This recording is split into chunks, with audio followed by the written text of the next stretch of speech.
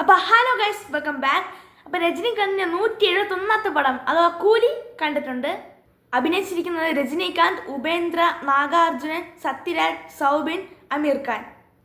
അമീർ ഖാൻ ഈ സിനിമയെ പിടിച്ചിരുന്ന യാതൊരു കാര്യമില്ലായിരുന്നു. പക്ഷെ അമീർ ഖാൻ ഇൻട്രഡക്ഷൻ പൊളിയായിരുന്നു. പക്ഷെ സിനിമ എങ്ങനെയാണെന്ന് ചോദിച്ചാൽ എബോ ആവറേജ്. രജനീകാന്ത് വെച്ച് ഈ സിനിമ നോക്കുമ്പോൾ കിടിലമാണ്. പക്ഷെ ലോകേഷ് കനകരാജിൻ്റെ അടുത്ത് വന്ന സിനിമകളെ വെച്ച് കമ്പയർ ചെയ്യുമ്പോൾ അതിനത്രയില്ല.